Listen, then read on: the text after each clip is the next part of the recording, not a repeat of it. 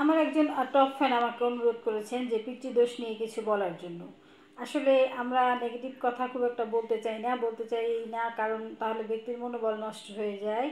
এবং আমি বিশ্বাস করি মানুষ জন্মমাত্রই সে ফাইট করবে, এবং ফাইট করে কাজের মাধ্যমে বা যে কোনোভাবে সে তার নিজের উন্নতি করবে। কিন্তু সে যদি আগে ভাগেই তার বিপদ সম্পর্কে জানে, তার সমস্যা সম্পর্কে জানে, এবং তাকে যদি বলা হয় যে আপনার এখানে অনেক বড় একটা সমস্যা আছে, তাহলে দেখা যাবে যে তার মনোবল নষ্ট হয়ে গেছে, সে ফাইট করার সাহসটা আর থাকবে না।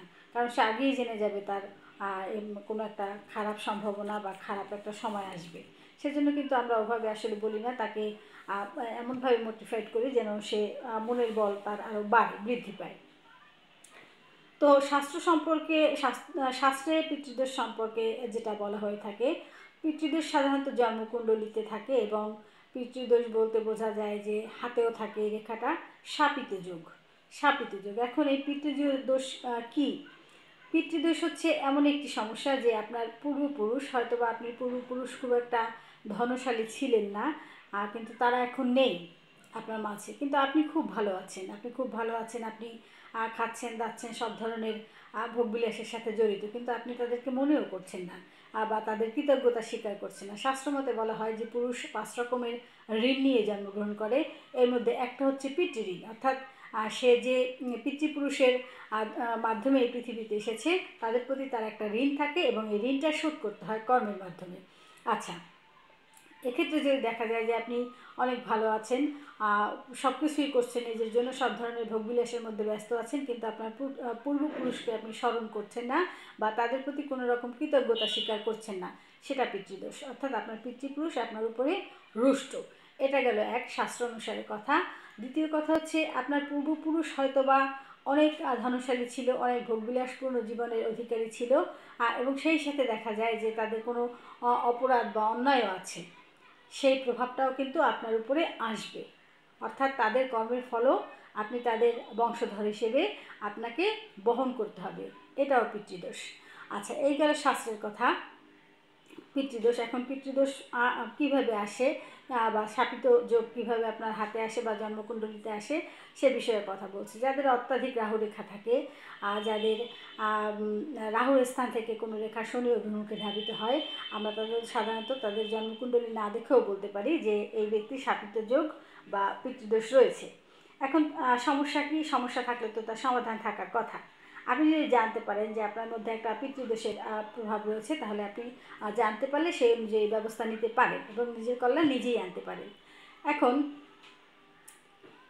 পিতৃদোষের যে বিষয়টা আপনাকে বলছি, সেটা হচ্ছে আপনি লক্ষণে কী করে বুঝবেন যে আপনার পিতৃদোষ আছে। যেমন আপনি সারা জীবন শুধু ফাইটই করে গেছেন, কখনো আপনার অর্থনৈতিক প্রয়োজন কখনো মেটেনি, আপনি দারিদ্রতার মধ্যেই জীবনযাপন করছেন। আপনার ঘরে কোনো না কোনো অথবা আপনার টাকা আছে, টাকা সমস্যা না, কিন্তু আপনার ঘরে এমন একটা সমস্যা আছে, সেটা হোক আপনার দাম্পত্য কলহ বা পারিবারিক কোনো কলহ, বা কোনো মামলা মোকদ্দমায় জড়িয়ে যাওয়া, অথবা ছেলে মেয়ে নিয়ে আপনি এমন কোনো সমস্যায় আছেন, অথবা ছেলে মেয়ের বিয়ে হচ্ছে না, অথবা ছেলে মেয়ের বিয়ে হওয়ার পরেও দাম্পত্য সম্পর্ক রয়েছে, আপনাকে ভোগাচ্ছে, কোনো একটা সমস্যা স্থায়ীভাবে আপনাকে ভোগাচ্ছে, অথবা আপনি বড় এমন কোনো অসুখ বিসুখের ভিতর থেকে যাচ্ছেন যে আপনি একটা সুস্থ স্বাভাবিক জীবন কখনোই আপনি ভোগ করতে পারছেন না। সেক্ষেত্রে আপনি ধরে নেবেন যে আপনার কোথাও না কোথাও এরকম কোনো ছোটোখাটো সমস্যা রয়েছে, যেটা ফাইন্ড আউট করতে পারলে হয়তো বা আপনি এই সমস্যাটার ভিতর থেকে বেরিয়ে আসবেন। সাধারণত ঘরে কোনো আনন্দের সংবাদ না হওয়া, দাম্পত্য কলহ, অর্থনৈতিক বিপর্যয়, আগুন লেগে যাওয়া, আপনার প্রতিষ্ঠিত ব্যবসা বাণিজ্য, অনেক অর্থনৈতিক ভালো অবস্থা, সমস্ত কিছু এক ঝটকায় শেষ হয়ে যাওয়া, তাহলে আপনার বুঝতে হবে যে আপনার জন্মলগ্নেই বা জন্মকুণ্ডলিতে এরকম কোনো সমস্যা রয়েছে। এখন আপনি কি করতে পারেন? প্রথমত পিতৃদের প্রতি কৃতজ্ঞতা স্বীকার, অর্থাৎ হিন্দুদের মধ্যে কীর্তন দেওয়া হয়, পাঠের অনুষ্ঠান করা হয়, দরিদ্র ভোজন করানো হয়, ব্রাহ্মণ ভোজন করানো হয় পিতৃদের স্মরণে, এটা একটা উপায়। আর একটা হচ্ছে যে আপনি যদি পিতৃপুরুষদের উদ্দেশ্যে যদি আপনি আপনার ঘরে উত্তর পূর্ব কোণে, আপনার ঘরের উত্তর পূর্ব কোণটা মনে রাখেন, এই উত্তর পূর্ব কোণে যদি আপনি ছোট একটা মাটির কলস রাখেন, জল পরিপূর্ণ করে, এবং এই জলটা প্রতিদিন একটুখানি নেবেন, নিয়ে আপনার সারা ঘরে এবং বিশেষ করে মুখ্য দরজার বাইরে ছিটিয়ে দেবেন, এবং যতটুকু জল আপনি নিয়েছেন ততটুকু আবার পূর্ণ করে রাখবেন। তাহলে কিন্তু আপনার পিতৃদোষ থাকবে না। আপনি যদি সকাল সন্ধ্যায় ঘরে গঙ্গা জলের ছিটে দিতে পারেন এবং গায়ত্রী মন্ত্র পাঠ করতে পারেন, 21 বার গায়ত্রী মন্ত্র পাঠ করে সকাল সন্ধ্যা যদি আপনি ঘরে সেই জলটাকে, গঙ্গা জলটাকে ছিটিয়ে দেন, তাহলেও কিন্তু আপনার পিতৃদোষ থাকবে না, চলে যাবে। অমাবস্যা, পিতৃদোষ যে বিষয়টা, সেটা কিন্তু যাবতীয় ক্রিয়া যদি আপনি অমাবস্যায় করেন সেটা বেশি ফলপ্রসূ হয়। আরেকটা আছে লেবু, একটা লেবু যদি আপনি নেন, নিয়ে অর্ধেক করবেন, লেবুটাকে এখন রসটাকে ফেলে দেবেন, দিয়ে লেবুটাকে উল্টো করবেন, তাহলে কি হলো, লেবুটা একটা প্রদীপের মতো হলো। অমাবস্যার দিন যদি আপনি এই প্রদীপটা, অমাবস্যার 15 দিন যদি আপনি এই প্রদীপটি সরিষার তেলে জ্বালান, তাহলেও কিন্তু আপনার পিতৃদোষ থাকবে না। আপনি যদি পিঁপড়েকে আটা চিনি খেতে দেন, তাহলে আপনার পিতৃদোষ থাকবে না।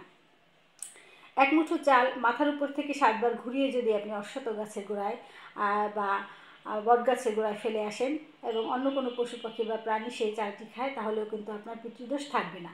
তো সবচেয়ে পিতৃদোষের কার্যকর যে প্রতিকারটা আমি বেশিরভাগ মানুষকেই বলি, কারণ বেশিরভাগ মানুষই যারা জীবনের যন্ত্রণায় জর্জরিত হয়ে আমাদের কাছে আসে, আমরা বুঝি নেই তার জন্মকুণ্ডলিতে বা কোথাও না কোথাও একটা সমস্যা আছে। আপনি যদি প্রতি শনিবার তিল তেলে স্নান করেন, তাহলে এই তিল তেলের স্নান আপনার যাবতীয় অর্থনৈতিক দুর্দশা থেকে মুক্তি দেবে, জয়েন্টের ব্যথা থেকে মুক্তি দেবে। আর যদি আপনি প্রতি শনিবার কাককে আপনি কিছুটা ভাত, একটুখানি হলুদ গুঁড়ো, একটুখানি কালো তিল, একটুখানি ঘি, এটা মাখিয়ে যদি কাককে খেতে দেন এবং কাক যদি খায়, তাহলে কিন্তু আপনার কোনো পিতৃদোষ থাকবে না। আমি অনেকগুলো উপায় বলেছি, এখন আপনি কি সবগুলো করবেন? না, আপনি সবগুলো করবেন না, যেটা আপনার জন্য সুবিধাজনক মনে হয়ে থাকে সেটা আপনি করবেন। তো পিতৃদোষ আপনার উপরে আরোপিত হতে পারে, অর্থাৎ আপনি এটা নিয়েই জন্মগ্রহণ করেছেন, পূর্বপুরুষের কোনো অপরাধের ফল ভোগ করছেন, অথবা আপনার কোনো কাজ পুরুষকে রুষ্ট করেছে আর সে কারণেও আপনি এই ফল ভোগ করছেন।